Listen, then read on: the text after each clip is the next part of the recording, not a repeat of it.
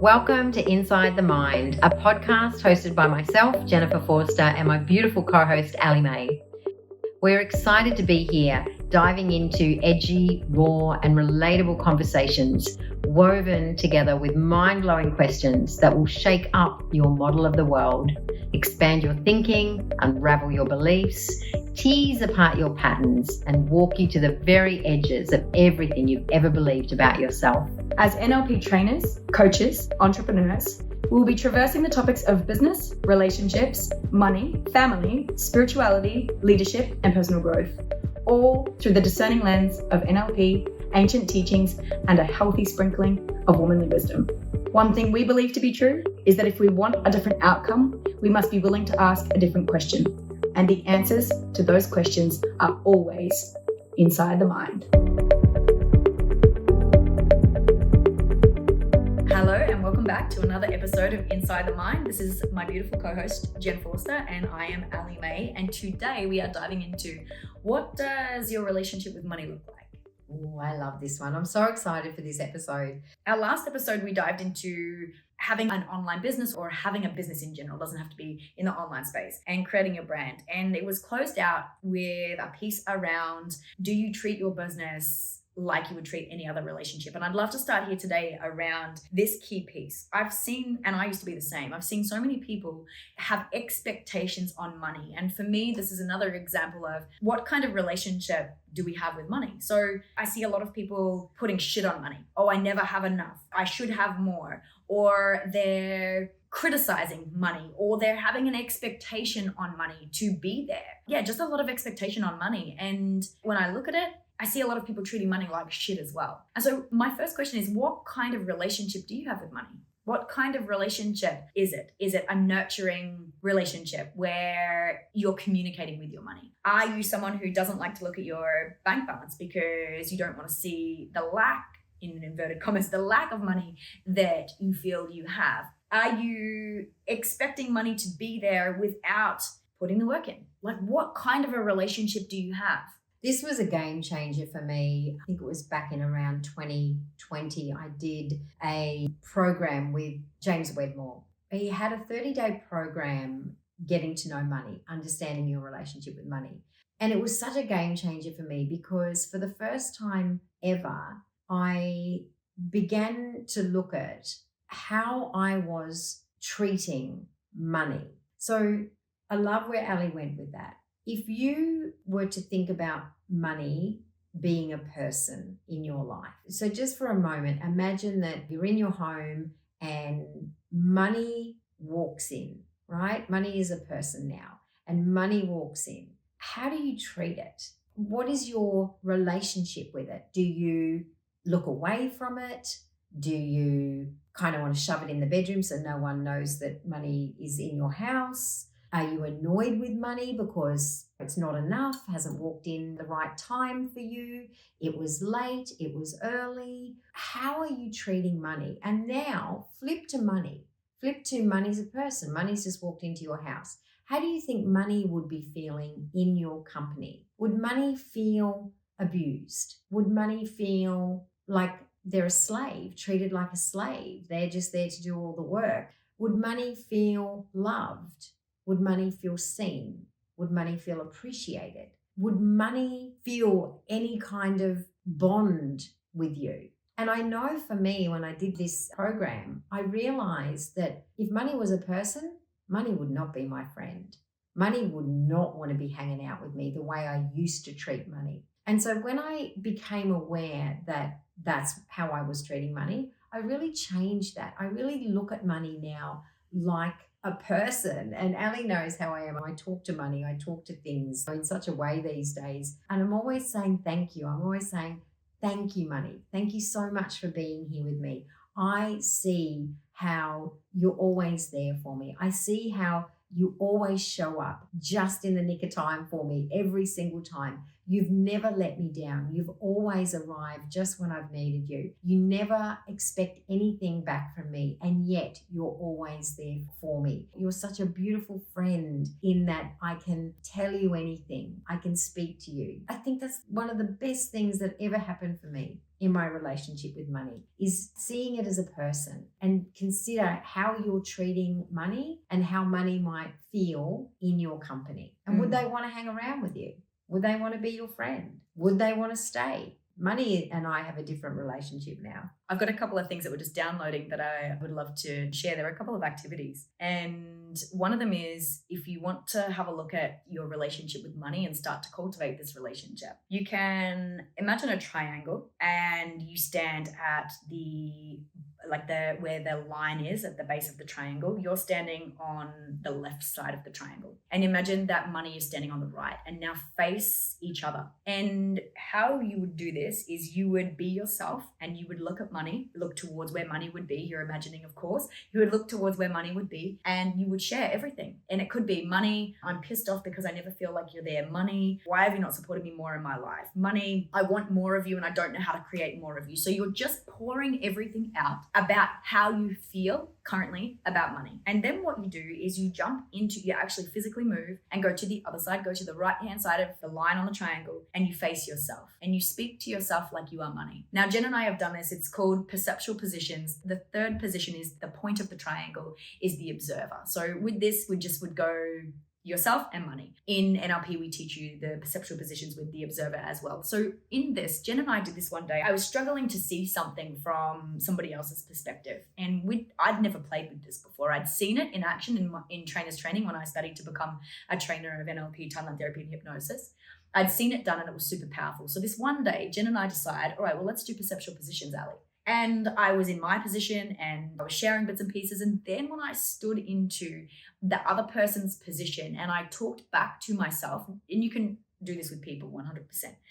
When I did that, I had tears in my eyes. I got downloads that I hadn't had before. I got to see a whole new perspective on what was going on in that relationship. So if you wish to do this with money, you're going to it's powerful and profound, and you will get some epiphanies and some awareness for sure around what money's actually thinking about you and what money's actually thinking about being in a relationship with you. Yeah. That's the first exercise. Do you have anything else to add there? No, I think that's one of the best exercises that you could really do in terms of opening up the channels between you and money from a relationship perspective, because consider money's just an energetic being. It's no different to a person. Humans we're just energetic beings as well. If you collapse down a human being, collapse down the cells, get down to the atoms and the subatomic particles and keep collapsing, we're just energy. Money's exactly the same. So in terms of understanding your relationship with money, the exercise Allie just shared with you, I think will be profound if you're willing to do it. If you're really willing to do it and play full out with that as an exercise, it'll bring you to your knees quite likely. And from there, you get to create a really healthy relationship with money. You get to create a relationship that is steeped in unconditional love for each other.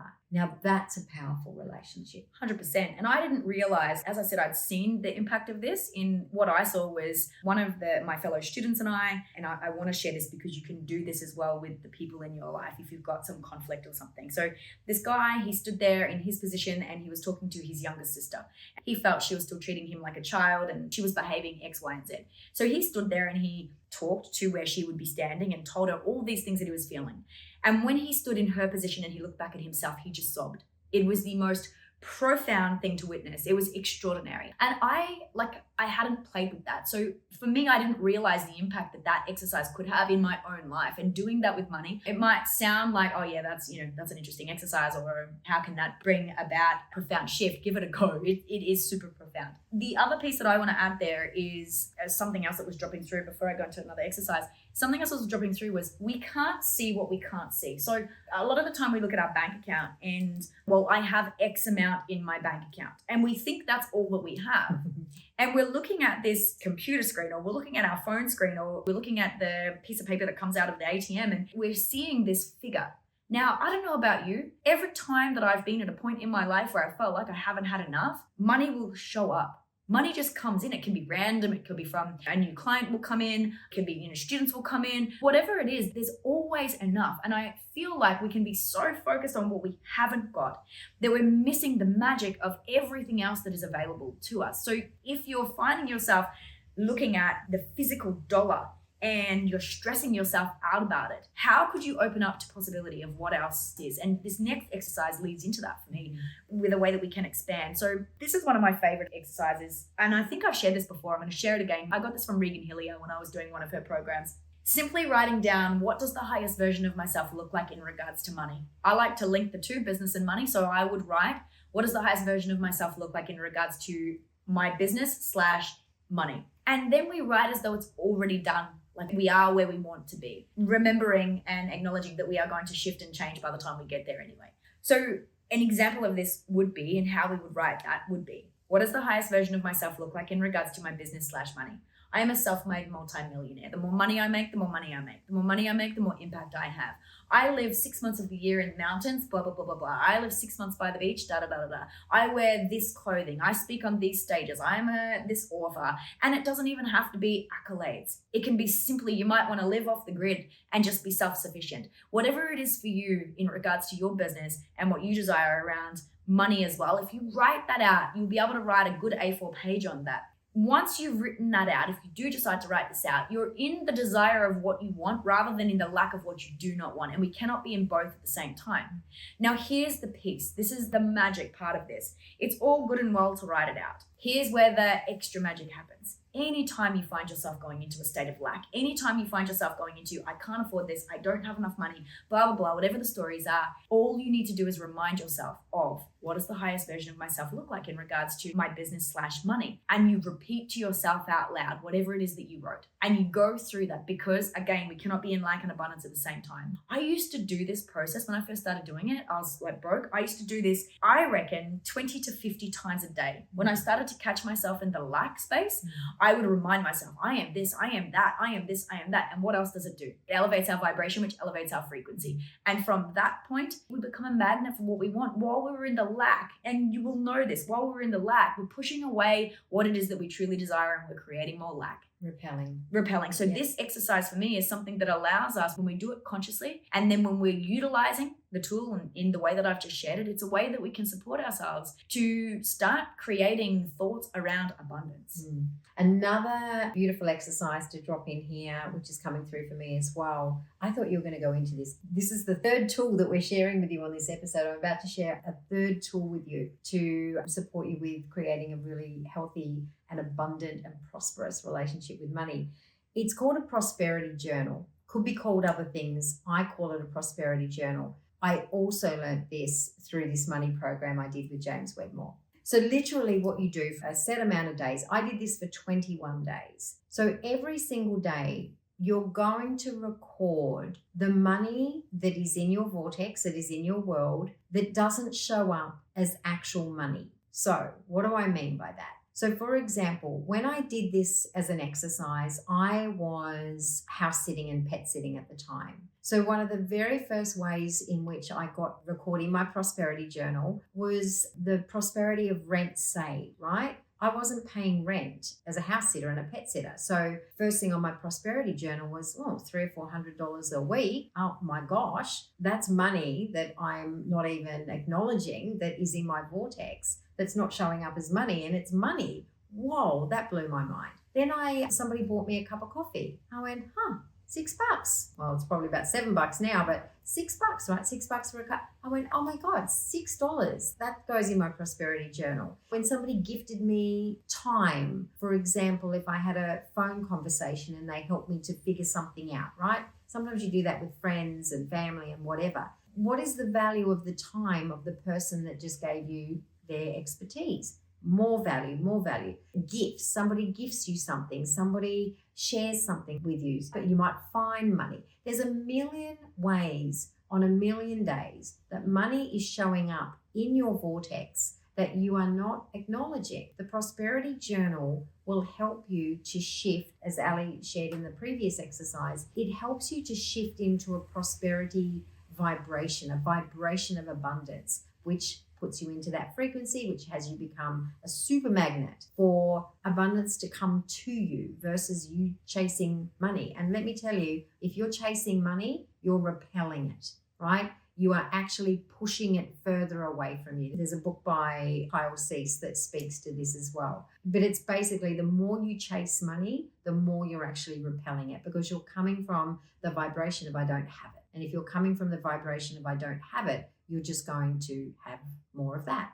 I don't have it. So the prosperity journal, that was a game changer for me as well. Absolute game changer.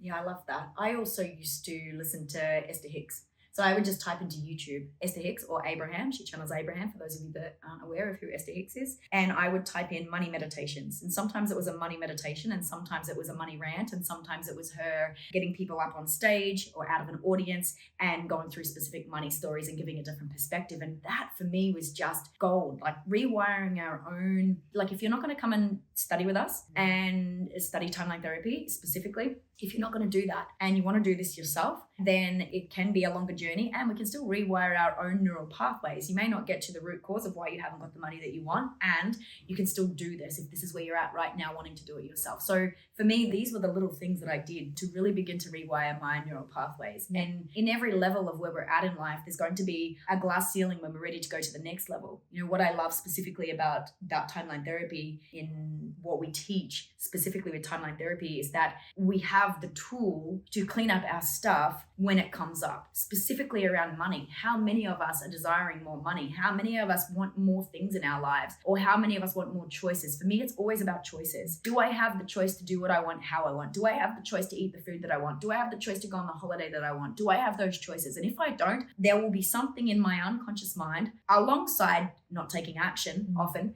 there will be something in the unconscious mind that is preventing me from moving forward, or anybody from moving forward to create what they truly desire. I love just giving timeline therapy a plug here. They're a really big one. It's once we learn the tools, once we clean up our own stuff and we learn the tools, and we can continue with those tools, supporting ourselves to continue to have what it is that we truly desire in life. And on that, for our listeners and our viewers, take some time to ask yourself some questions about money. What are your beliefs about money? Is it hard to make? Is it hard to keep? Have a think about, what do you believe about money? You might start with, I can't make money because, and then just fill in the blank, right, after because. Or money doesn't come easily to me because. Money's hard to make because. Anything that comes after because will be a limiting belief that will be rooted in a limited decision that got made at some point in your life. That can be cleaned up just like that with timeline therapy. You can have that dissolved, deleted, gone in about 20 to 30 minutes. Done, boom, bang, gone. So permanently. Yeah. And if you're not going to do that, if you're going to do this yourself, then the question that I would ask myself after that would be, okay, once you have the awareness of what the limiting belief is, then what do I choose instead? Whatever the response is to what do I choose instead, then I would start putting things in place to support me to actually shift out of that limiting belief. Let me give a very specific example. Jen, could you give me just one of those examples of the money? Money's hard to make. Because? Money's hard to make because I don't have 1 million followers. Great. So I choose that it's irrelevant how many followers I have, and that I can make the money that I desire just by being my authentic self. So that's the reframe. That's the reframe. And then it's like, what do I get to put into place? What actions do I get to take to back that new choice of how I'm going to be? Another question to ask yourself is, what are your values around money? In fact, let me just turn that into a very quick and easy question. Do you value money? We learn this at Masterprac, how to figure out what our values are, because they're in the unconscious mind. We can say, oh yeah, my values this and my values that and my values this. Often when we haven't got what we desire, there's also a value mismatch, or a value that's placed into the bottom of the pile. And a lot of people that haven't got the money that they want often have money out of their top 8 values. In Masterprac, we learn how we can bring money up to be like a second value or a third value in life, so that we can become a magnet for what we truly desire. A lot of beautiful tools in this episode here. Money is a big topic. However, to me, it has a really beautiful simplicity to it as well. I think we can overcomplicate money. I think we can, as humans, misunderstand money. And the tools and exercises we've shared with you today will just be such a beautiful starting point to help you to create a really healthy and wholesome relationship with money. I'd love to know what you got out of this episode. I'd love to hear from you. You can share on Spotify, you can share in our Facebook group, you can send us an email. I would love to hear what you received from this for yourself. What's your biggest takeaway from this? And if you're listening to this and it's a few months down the track, I would love to hear, like, how has implementing some of these exercises, doing some of these exercises, how has this helped you with your relationship with money? It feels pretty good. It was great to me. We'll catch you on the next episode. See you soon.